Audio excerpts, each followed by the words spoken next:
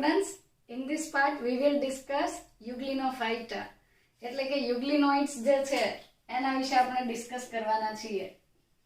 સો basically યુગ્લિનોફાઇટા અથવા જે યુગ્લિનોઇડ્સ છે તેને it is a connecting link એટલે કે જોડતી કડી છે કોની વચ્ચેની યુગ્લિનોફાઇટા અથવા યુગ્લિનોઇડ્સ જે છે યુગ્લિનોફાઇટા અથવા યુગ્લિનોઇડ્સ જે છે it is famous as a connecting link between plants and animals એટલે કે યુગ્લિનોફાઇટા જે છે તેને વનસ્પતિઓ અને પ્રાણીઓને જોડતી કડી કહેવાય છે.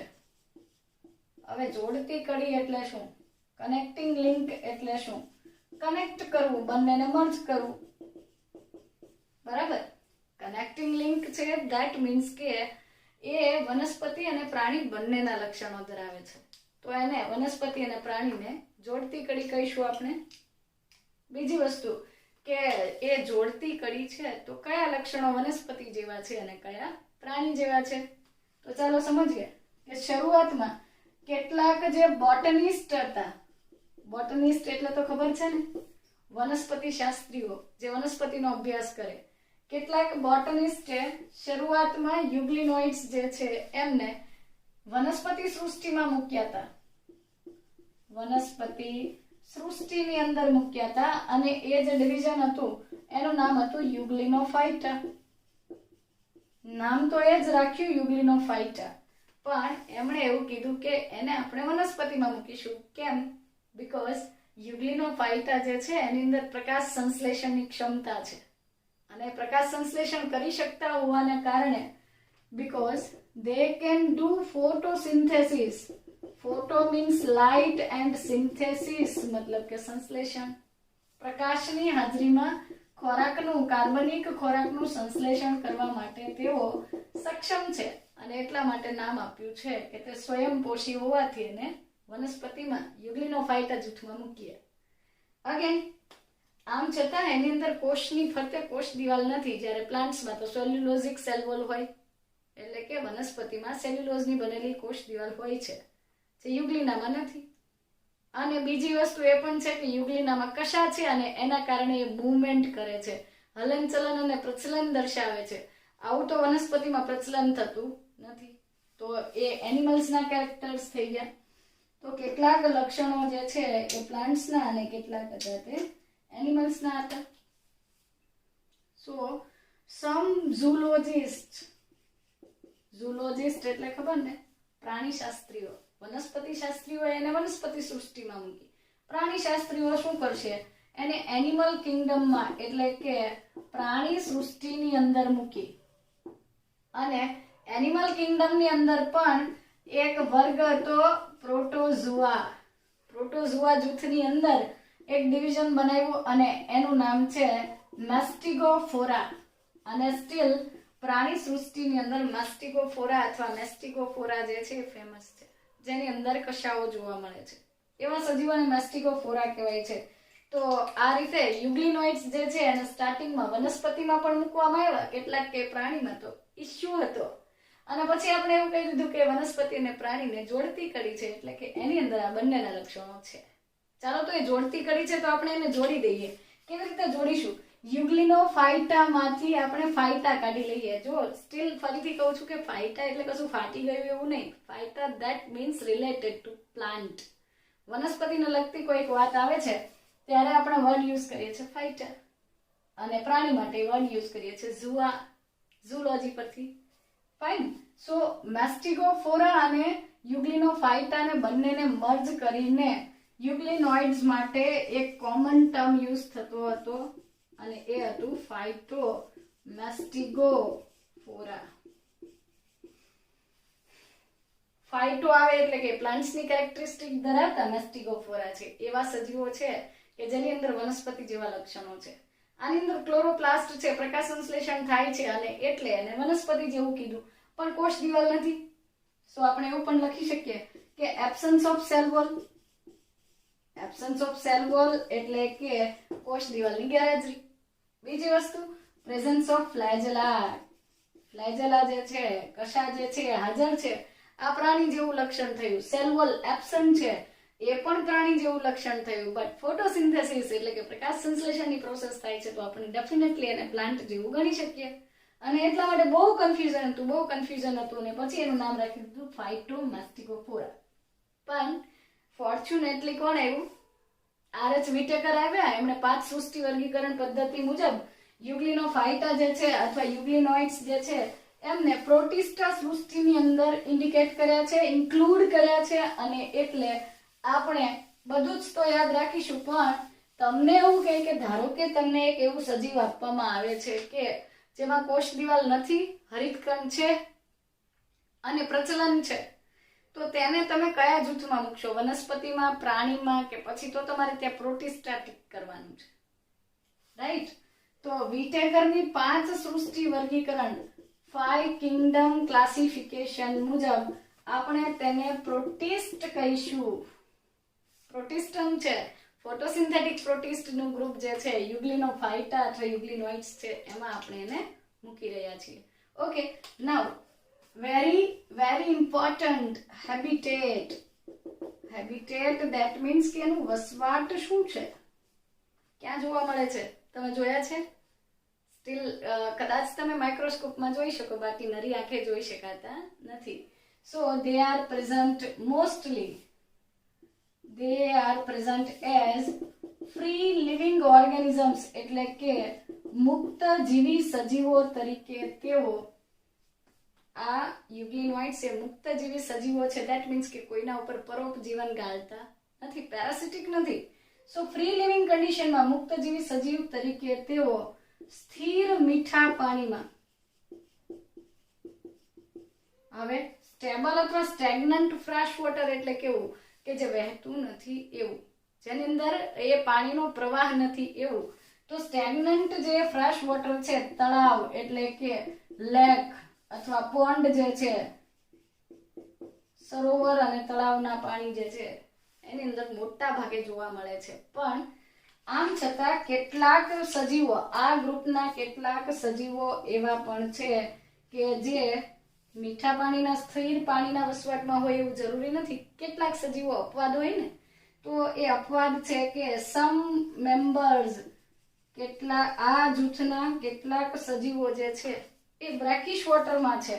Some members are present in brackish water. કઈ વાંધો નહીં, બ્રેકિશ વોટર એટલે મીઠાનો ઓપોઝિટ ખારું પાણી.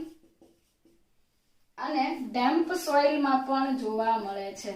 ડેમ્પ સોઇલ ધેટ મીન્સ કે વેટલેન્ડ્સ, અથવા તમે એવું કહી દો કે ભીની અથવા ભેજયુક્ત જમીનમાં પણ જોવા મળે છે. ઇન શોર્ટ પાણી તો જોઈએ, પછી ખારું હોય તો ભલે, મીઠું હોય તો ભલે, પણ મીઠું પાણી જે છે એટલે કે મીઠા પાણીના સ્થિર વસવાટની અંદર એમને વધારે ફાવે છે. તો મુખ્ય એનો વસવાટ સ્થિર મીઠા પાણીનો છે. આમ છતાં કેટલાક મેમ્બર્સ એવા છે કે જે બ્રેકિશ વોટરમાં અને ડેમ્પ સોઇલમાં એટલે કે ખારા પાણીમાં અને ભીની જમીનમાં જોવા મળે છે, રાઈટ? ઓકે, સો આ થઈ ગયું આપણો નહીં યુગ્લિનોઇડ્સનો વસવાટ.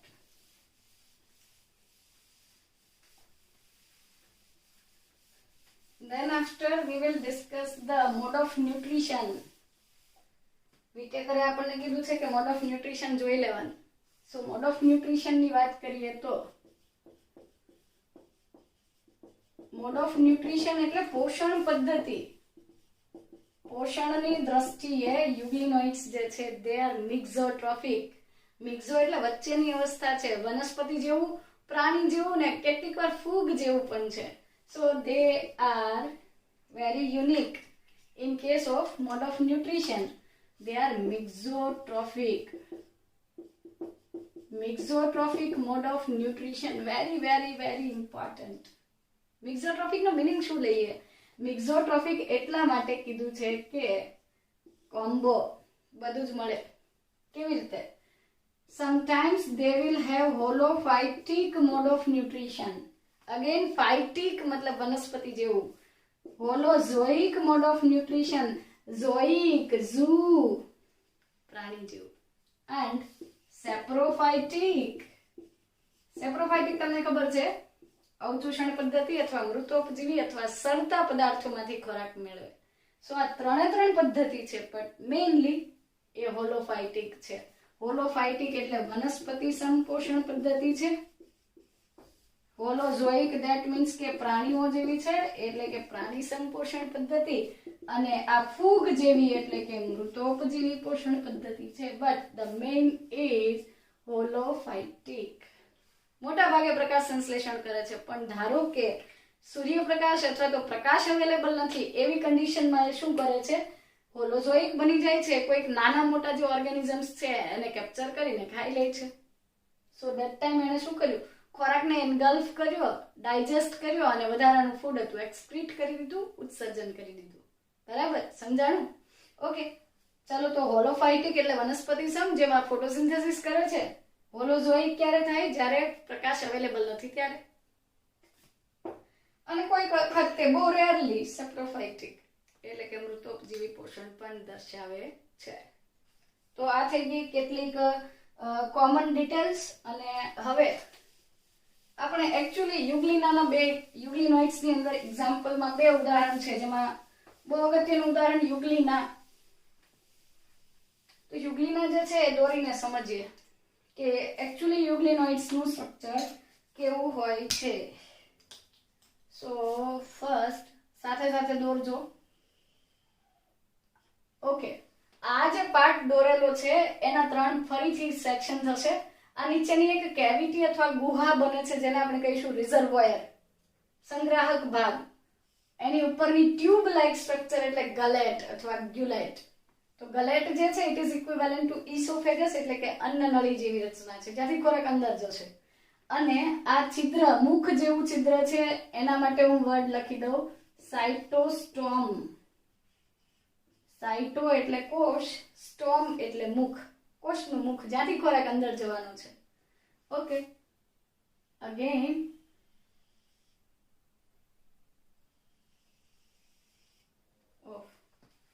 થોડું વધારે આપણે એને મોટું દોરીએ જેથી કરીને દરેક સ્ટ્રક્ચર જે છે એ તમે જોઈ શકો.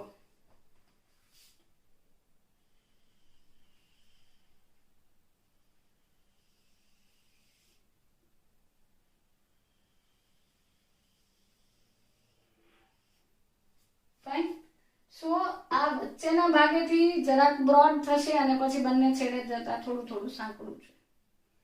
આ જે કેવિટી છે એને આપણે રિઝર્વોયર કહીએ છીએ. એની ઉપરનો ભાગ છે એને આપણે કહીશું ગલેટ અથવા અન્નનળી. સાઇટોસ્ટોમ એટલે જ્યાંથી ફૂડ એકચ્યુઅલી અંદર પેનિટ્રેટ થશે, અંદર દાખલ થશે. અને ત્યાર પછી આ જે કેવિટી છે એના બેઝ પરથી કશા એટલે કે ફ્લેજેલા અરાઇઝ થશે. ફ્લેજેલા એટલે કે કશા. 2 કશા છે, એક મોટી છે એટલે કે લોંગર અને એક નાની છે. આ મોટી કશા જે છે that will help in wriggling movement. wriggling movement એટલે zigzag movement કરવા માટે આ કશા જે છે લોંગર ફ્લેજેલમ જે છે એ એને હેલ્પ કરશે. જો ફ્લેજેલમ સિંગલ હોય તો ફ્લેજેલમ, બહુ બધા હોય તો ફ્લેજેલા. ફાઇન. ઓકે, સો આ થઈ ગયું એનું ગલેટ, સાઇટોસ્ટોમ, રિઝર્વોયર. હવે બીજી અગત્યની વસ્તુ કે at the anterior side there will be a red spot and it is not red spot, it is eye spot. દ્રષ્ટિબિંદુ છે. દ્રષ્ટિબિંદુ ઇન ધ સેન્સ કે આપણી જેમ નેત્રમણી, કનિનિકા આવી કોઈ રચના નથી એની અંદર, પણ સ્ટીલ આ આઈ સ્પોટ જે છે એની અંદર એસ્ટાઝેન્થિન નામનું એક રંજક દ્રવ્ય છે અને it can detect the intensity of light. મતલબ કે કોઈ પણ જગ્યાએ પ્રકાશની તીવ્રતા કેટલી છે એની જાણકારી માટે આ આઈ સ્પોટ જે છે એની અંદર એક રેડ કલરનું પિગમેન્ટ છે જેનું નામ છે એસ્ટાઝેન્થિન. ઓકે, તો આપણે એવું પણ કહી શકીએ કે આઈ સ્પોટ અથવા દ્રષ્ટિબિંદુ જે છે એ ફોટો રિસેપ્ટર છે એટલે કે પ્રકાશ સંવેદી અંગ છે. ઓકે, ત્યાર પછી આઉટર મોસ્ટ લેયર ઇઝ પેલિકલ. પેલિકલ ને ગુજરાતીમાં બુકમાં લખ્યું છે છાદી. સામાન્ય રીતે કોષરસ સ્તરની બહાર વનસ્પતિમાં સેલ્યુલોઝની કોષ દિવાલ હોય, પણ યુગ્લિનોઇડ્સની અંદર આપણે પહેલા જ ચર્ચા કરી કે એની અંદર કોષ દિવાલ નથી. તો કોષ દિવાલના બદલે પેલિકલ અથવા છાદીનું જે આવરણ છે એ પ્રોટીન સભર છે, પ્રોટીનથી ભરપૂર એક આવરણ છે. અને It is responsible for the flexibility. સ્થિતિસ્થાપકતા પૂરી પાડે છે. Okay. Now, very important structure inside the cell is chloroplast. હરિત કણો જે છે, ક્લોરોપ્લાસ્ટ આવી રીતે રેડિયેટિંગ મેનરમાં ત્રિજ્યાવર્તી રીતે હરિત કણો જે છે ગોઠવાય છે અને આ હરિત કણોની અંદર પણ ક્લોરોપ્લાસ્ટ અથવા હરિત કણો જે છે એની અંદર જે પિગમેન્ટ્સ છે, રંજક કણો જે છે, ક્લોરોફિલ એ, ક્લોરોફિલ બી અને ઝેન્થોફિલ્સ છે. તો હાયર પ્લાન્ટ્સ જેવા એટલે કે ઉચ્ચ કક્ષાની વનસ્પતિ જેવા થયા. અગેન આની અંદર આપણે સાયટોપ્લાઝમ દોરીએ પણ એના પહેલા વેક્યુલ આકુંચક રસધાની પણ છે અને વચ્ચે વચ્ચે કોષ રસની અંદર આવી સ્ટોરેજ ગ્રેન્યુલ્સ જોવા મળે છે અને એમાંથી એકનું આપણે નામ લખી દઈએ કે એ પેરામાયલમ છે. Paramylum is a form of modification of starch. Modified starch જે છે, રૂપાંતરિત સ્ટાર્ચ એટલે પેરામાયલમ, અને એની સાથે સાથે કેટલાક ફેટ એટલે કે ચરબીના અથવા તો તૈલી બિંદુઓ પણ ખોરાક સંગ્રહી રચના તરીકે જોવા મળે છે. ઓકે, તો આ થઈ ગયા પેરામાયલમ બોડીઝ અને એના પછી આપણે કહી દઈએ તો કોષ રસ જે છે એ પણ છે અને તેનું કોષ કેન્દ્ર જે છે એ હેપ્લોઇડ છે એટલે કે એકકીય કોષ કેન્દ્ર ધરાવે છે. તો આ થઈ ગયું પેરામિશિયમ જે છે, સોરી યુગ્લિનોઇડ જે છે, યુગ્લિના જે છે એની રચના કે જેની અંદર ફ્લેજેલા એટલે કે એક લાંબી કશા અને એક ટૂંકી કશા છે. લાંબી જે ફ્લેજેલા છે એ વિગલિંગ મૂવમેન્ટ માટે છે, પ્રચલન માટે છે, અને ટૂંકી જે છે એ ખોરાકને ગ્રહણ કરવા માટે છે. ચાલો તો યુગ્લિનાનું સ્ટ્રક્ચર આપણે અથવા તેની રચના જે છે એ સમજીએ તો સૌથી બહારનું આવરણ જે છે, આઉટર મોસ્ટ લેયર જે છે એને આપણે શું કીધું? પેલિકલ. અને પેલિકલ જે છે, છાદી જે છે, it is very flexible, that provides flexibility to the body. કોષ જે છે એને સ્થિતિસ્થાપકતા આપે છે જેથી કોષ નરમ બને છે, વળી શકે છે, મૂવમેન્ટ કરી શકે છે. Okay, so pellicle is a protein rich element. Protein થી ભરપૂર છે, આમ છતાં લિપિડ હોય પણ કમ્પ્લીટલી લિપિડ નહીં, કેટલાક લિપોપ્રોટીન્સ છે, તો એ લિપિડ થી ભરપૂર એક આવરણ છે અને એના કારણે કોષ જે છે એ સૌથી બહારનું આવરણ જે છે પ્રોટીનનું બનેલું હોવાથી તે જે તે સજીવને સ્થિતિસ્થાપકતા પૂરી પાડે છે, નરમ એની જે કોષ રચના છે એ બનાવે છે. જ્યારે પ્લાન્ટ સેલ છે એની સેલ વોલ રિજિડ હોય, આ તો ફ્લેક્સિબલ છે, તો અહીંયા સેલ વોલ નથી, એના બદલે આપણે વર્ડ યુઝ કરીએ છીએ કે એ છાદી બનાવે છે, એક આચ્છાદન, એક આવરણ બનાવે છે. ક્લિયર? બરાબર ને? ચાલો તો આગળ હવે સમજીએ કે બીજી રચના શું હશે. પેલિકલ સિવાય કોષ કેન્દ્રની વાત કરી દઈએ તો દે હેવ હેપ્લોઇડ ન્યુક્લિયસ. કોષ કેન્દ્ર જે છે એ એકકીય છે, રંગસૂત્રનો એક જ જૂથ જોવા મળે છે. ફાઇન. ત્યાર પછી ક્લોરોપ્લાસ્ટ એટલે કે કોષ રસની અંદર ઘણા બધા ક્લોરોપ્લાસ્ટ હરિત કણો જે છે જોવા મળે છે અને હરિત કણની અંદર પણ રંજક દ્રવ્યની સ્પેશિયલી વાત કરીએ આપણે તો ક્લોરોપ્લાસ્ટની અંદર જે રંજક દ્રવ્ય છે એમાં ક્લોરોફિલ એ, ક્લોરોફિલ બી અને ઝેન્થોફિલ્સ જે છે તેનો સમાવેશ થાય છે. ક્લોરોફિલ એ, ક્લોરોફિલ બી અને ઝેન્થોફિલ્સ. So these pigments are એટલે કે આ જે રંજક દ્રવ્યો થયા, these pigments are equivalent to that of higher plants. ઉચ્ચ કક્ષાની વનસ્પતિની અંદર જેવા રંજક દ્રવ્યો છે એવા જ રંજક દ્રવ્યો આના હરિતકણમાં પણ છે. ક્લોરોફિલ એ, ક્લોરોફિલ બી અને ઝેન્થોફિલ્સ. બરાબર. ત્યાર પછી રચનાની અંદર થોડું વધારે આગળ જોઈએ તો પેલિકલ થઈ ગયું. હવે ફ્લેજેલા ડિસ્કસ કરી લઈએ એટલે કે એની અંદર બે પ્રકારની કશા છે. ચાલો તો પહેલા આપણે ડિસ્કસ કર્યું કે એનું પેલિકલ જે છે એ પ્રોટીન થી બનેલું છે અને એ ફ્લેક્સિબિલિટી માટે રિસ્પોન્સિબલ છે.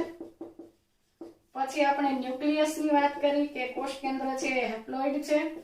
ક્લોરોપ્લાસ્ટ જે છે, હરિતકણ જે છે એની અંદર હાયર પ્લાન્ટ્સ જેવા ઉચ્ચ કક્ષાની વનસ્પતિ જેવા લક્ષણો, ક્લોરોફિલ એ, ક્લોરોફિલ બી, કેરોટીનોઇડ્સ અથવા સેન્થોફિલ્સ. તો આ રંજક દ્રવ્યો થઈ ગયા. હવે આપણે અગત્યની વાત કરવાના છીએ કે ફ્લેજેલા. ફ્લેજેલા જે છે, ફ્લેજેલા અથવા તો કશા જે છે બે છે, લાંબી કશા અને ટૂંકી કશા. લાંબી કશા જે છે એ wriggling મૂવમેન્ટ માટે જવાબદાર છે. wriggle કરવું, zigzag મૂવમેન્ટ માટે રિસ્પોન્સિબલ છે. અને ટૂંકી કશા જે છે એ it will help to capture the food. કોઈક વખત હોલોઝોઇક બની જાય, પ્રકાશ ન મળે અને ખોરાક લેવો હોય તો ખોરાકનો કણ છે એને અંદર દાખલ કરવામાં મદદ કરે છે. નાઉ આઈ સ્પોટ.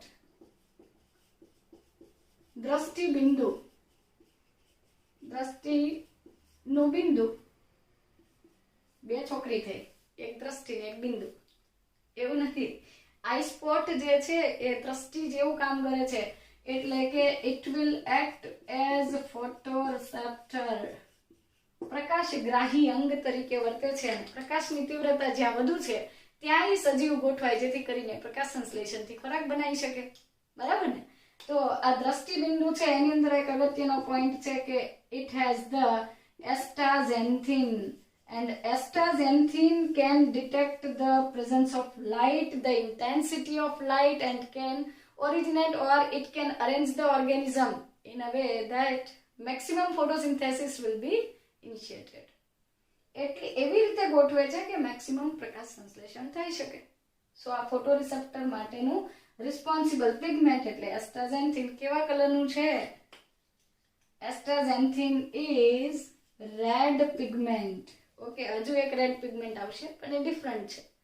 ચાલો, તો આ એકવાર નીટમાં પૂછાઈ ગયેલો ક્વેશ્ચન છે કે યુગ્લિનોઇડ્સમાં જોવા મળતું એસ્ટાઝેન્થિન જેવું બીજું રંજક દ્રવ્ય ક્યાં જોવા? આ જ રંજક દ્રવ્ય બીજા કયા સજીવમાં છે?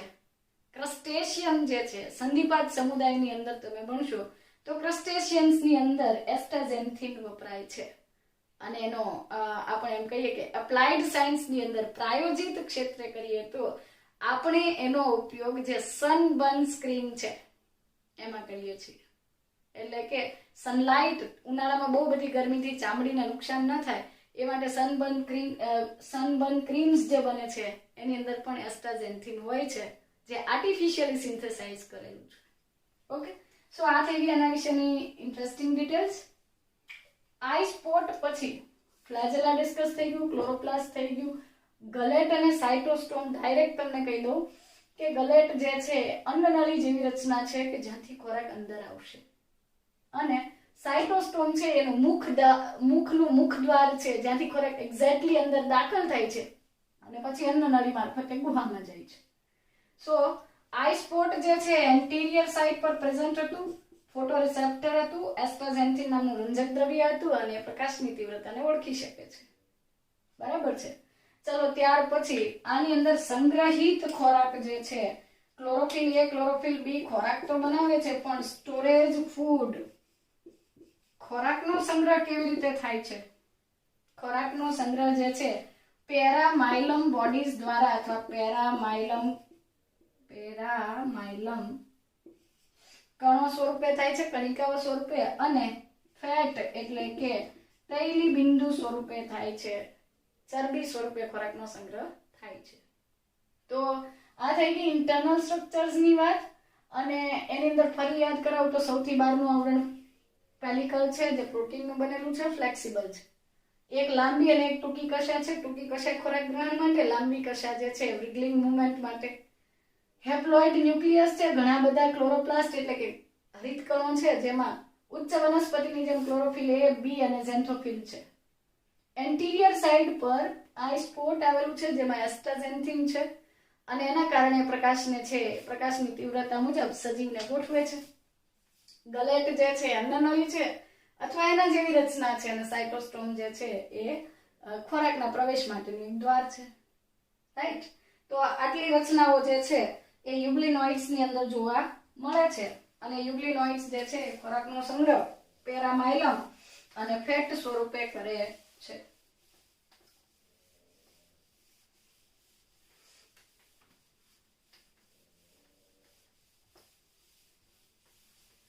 reproduction in euglenoids. Euglenoids જે છે એની અંદર reproduction એટલે કે પ્રજનન કેવી રીતે થાય છે, તો મોસ્ટલી અસેક્સ્યુઅલ reproduction જે છે એ જોવા મળે છે. અલિંગી પ્રજનન જે છે, અલિંગી પ્રજનન એટલે એક જ સજીવ ભાગ લે છે.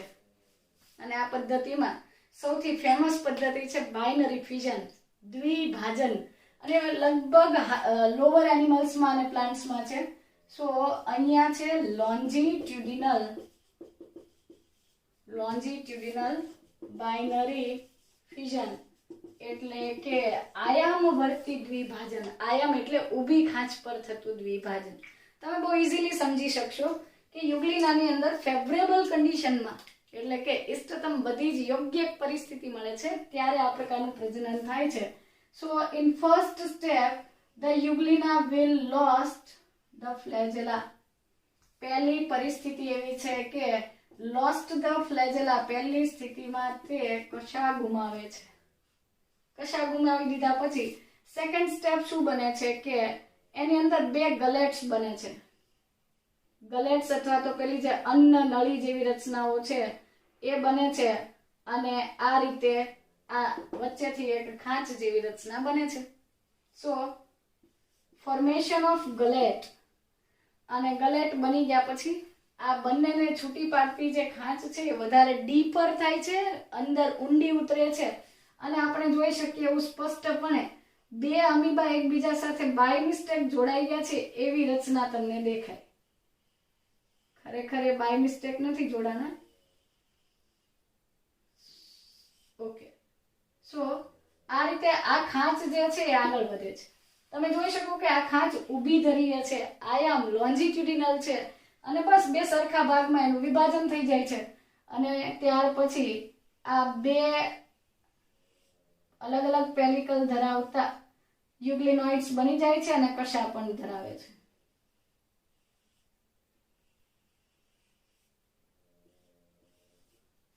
ઓકે, સો આ જે હેપ્લોઇડ ઓર્ગેનિઝમ હતું એની અંદર લોન્જીટ્યુડિનલ ડિવિઝન થાય છે, બાઇનરી ફ્યુઝન થાય છે અને બે સજીવ બને છે. પણ ઇમ્પોર્ટન્ટ પોઈન્ટ તમારે યાદ રાખવાનો એ છે કે આની અંદર the nuclear envelope or we can say nuclear membrane.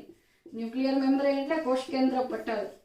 કોષકેન્દ્રની ફરતેનો જે પટલ છે, કોષકેન્દ્ર પટલ, it will remain intact. Nuclear membrane remains intact એટલે કે કોષકેન્દ્ર પટલ અદ્રશ્ય નથી થતો. કોષકેન્દ્ર પટલ અદ્રશ્ય થયા વગર જ રંગસૂત્રનું વિભાજન થાય છે.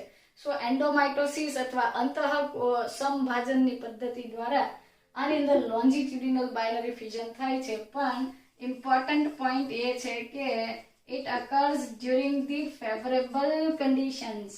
ઇષ્ટતમ પરિસ્થિતિ છે, યોગ્યતમ પરિસ્થિતિ છે ત્યારે થાય છે.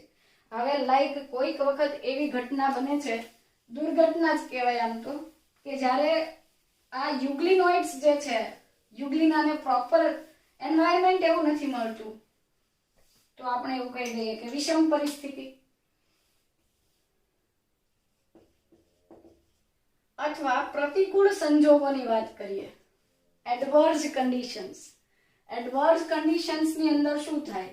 પ્રતિકૂળ કન્ડિશન્સની અંદર યુગ્લિનોઇડ્સ જે છે એની અંદર સિસ્ટ ફોર્મેશન નામનું વિશિષ્ટ અલિંગી પ્રજનન થાય છે. ચાલો, બહુ ઇન્ટરેસ્ટિંગ મેથડ છે. સિસ્ટ ફોર્મેશન કેવી રીતે થાય સમજાવું તમને. કે પ્રતિકૂળ સંજોગો જેવા આવ્યા એટલે તરત જ પહેલી કન્ડિશન છે એડવર્સ કન્ડિશન હોવી જોઈએ. યોગ્ય પરિસ્થિતિ હશે તો યુગ્લિનોઇડ આવું કરતી નથી. યુગ્લિનોઇડ્સ જે છે પ્રતિકૂળ સંજોગોમાં સિસ્ટ બનાવે છે. સિસ્ટ એટલે કોષ્ઠ, કઠણ રચના. સો પ્રતિકૂળ કન્ડિશનમાં યુગ્લિનોઇડ્સ જે છે એ કશા ગુમાવે છે. આ સપોઝ એની કશા હતી તો એ કશા ગુમાવે છે. So we can say removal of flagella. પહેલા તો ફ્લેજેલા જે છે, કશાઓ જે છે દૂર થાય છે અને then after the organism becomes spherical. પછી તે સજીવ ગોળાકાર વર્તુળાકાર બને છે અને ત્યાર પછી એના ફરતે સખત દિવાલ જેવી રચના બને છે અને આ સખત દિવાલ જેવી રચના એક રેડિશ બ્રાઉન રેડ કલરના એક પિગમેન્ટ ધરાવતું હોય છે અને આ સિસ્ટ બની ગયું. બસ એની ફરતે એક કઠણ અથવા મજબૂત આવરણ આવી ગયું એટલે એને કહેવાય સિસ્ટ અથવા કોસ્ટ. અને આ ઘટનાને કહેવાય એન્સિસ્ટેશન અથવા કોસ્ટન. તો કોસ્ટ બની ગયું. હવે ફરીથી પાછું યાદ કરો કે આ રેડ કલરનું પિગમેન્ટ અહીંયા પણ હતું જેનું નામ આપણે રાખ્યું હતું એસ્ટાઝેન્થિન. પણ અહીંયા એસ્ટાઝેન્થિન નથી. અહીંયા જે પિગમેન્ટ છે ધેટ ઇઝ હિમેટોક્રોમ.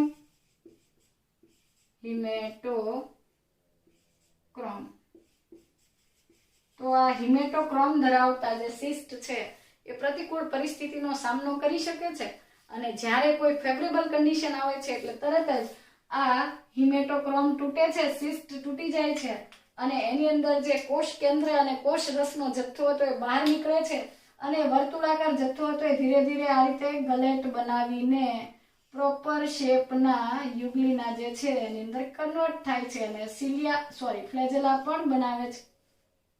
આ અનુકૂળ પરિસ્થિતિમાં. પ્રતિકૂળ પરિસ્થિતિમાં ફક્ત એને રક્ષણ માટે શું કર્યું? સિસ્ટ બનાવ્યું હતું.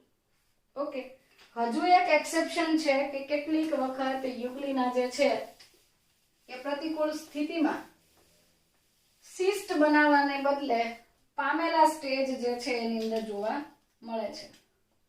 સો આ પણ ઇમ્પોર્ટન્ટ ટોપિક છે. પામેલા સ્ટેજ. પામેલા અથવા પલ્મેલા સ્ટેજ જે છે એની અંદર આ પણ એવું જ યાદ રાખવાનું છે કે આ એડવર્સ કન્ડિશનમાં, એડવર્સ કન્ડિશન એટલે પ્રતિકૂળ સ્થિતિમાં આવું જોવા મળે છે. પ્રતિકૂળ પરિસ્થિતિમાં એકલું અમીબા હોય તો એકલું યુગ્લિનોઇડ હોય તો સિસ્ટ બનાવે. બહુ બધા યુગ્લિનોઇડ્સ હોય તો પામેલા સ્ટેજ જે જોવા મળે છે. ઘણા બધા યુગ્લિનોઇડ્સ પહેલા તો પોતાનું એડવર્સ કન્ડિશન આવે ને એટલે તરત જ એ ફ્લેજેલા રિમૂવ કરીને રાઉન્ડ શેપનું થઈ જાય. આ કોમન વસ્તુ છે. સો રાઉન્ડ શેપના ઘણા બધા યુગ્લિનોઇડ્સ જે છે, યુગ્લિના જે છે એક જગ્યાએ એગ્રીગેટ થાય છે. સેલનો જથ્થો, સેલ માસ જે છે એગ્રીગેટ થાય છે and it is covered by a mucilaginous sheet. એની ફરતે મ્યુસિલેજિનિયસ અથવા મ્યુસિલેજ જે છે, મ્યુસિલેજિનિયસ શીટ એટલે કે એની ફરતે મ્યુસિલેજની એક તકતી અથવા એક આવરણ બની જાય છે અને આ સ્થિતિને પામેલા સ્ટેજ કહેવાય છે. સિસ્ટ જેવું જ છે. સિસ્ટની અંદર હિમેટોક્રોમનું કઠણ આવરણ બનતું હતું પણ એ સિંગલ હતું. આની અંદર ઘણા બધા યુગ્લિના પોતાની કશા ગુમાવીને એક ગોળાકાર બને છે અને એક સાથે એગ્રીગેટ થાય છે, જથ્થો બને છે અને એના ઉપર મ્યુસિલેજિનિયસ આવરણ બને છે. ફરી પાછી યોગ્ય એડવર્સ કન્ડિશન જતી રહી, ફેવરેબલ કન્ડિશન આવી ગઈ એટલે કે ઇષ્ટતમ પરિસ્થિતિ આવી ગઈ, અનુકૂળ પરિસ્થિતિ આવે છે ત્યારે આ મ્યુસિલેજિનિયસ શીથ જે છે એ તૂટી જાય છે અને આ બધા યુગ્લિનોઇડ્સ છે તેમાંથી બહાર નીકળીને આ યુગ્લિના ફરી પાછો પોતાનો શેપ જે છે રિટેઇન કરે છે અને ફરીથી પાછી એમાં કશા જે છે એ બને છે બધાની અંદર. તો આ ત્રણ પદ્ધતિ થઈ ગઈ બટ મોસ્ટ ફેમસ છે લોન્જિટ્યુડિનલ બાઇનરી ફ્યુઝન અને એમાં કોષ કેન્દ્ર પટલ વિભાજન દરમિયાન અદ્રશ્ય થતો નથી. ત્યાર પછી આ બંને એડવર્સ કન્ડિશન હતી. Okay, so we have completed euglenoids અને એના એક્ઝામ્પલ હું તમને લખી દઉં તો યુગ્લિના અને પારાનીમા અથવા પેરેનીમા અને યુગ્લિના બે સજીવો એવા છે કે જે મિક્ઝોટ્રોફિક છે, પેલિકલ નામનું આવરણ ધરાવે છે, ઉચ્ચ વનસ્પતિ જેવું રંજક દ્રવ્ય ધરાવે છે, એસ્ટ્રોઝેન્થિન ધરાવે છે અને કશા ધરાવે છે. સો આ થઈ ગયા પ્રોટિસ્ટના પહેલો ટાઈપ એટલે કે ફોટોસિન્થેટિક પ્રોટિસ્ટ જે છે એ પૂરો થઈ ગયો. હવે આપણે નેક્સ્ટ ટોપિક જે છે એની અંદર સેપ્રોફાઇટિક ન્યુટ્રિશન ધરાવતા જે પ્રોટિસ્ટા છે એટલે કે સ્લાઇમ મોલ્ડ જે છે એના પર ડિસ્કશન કરીશું.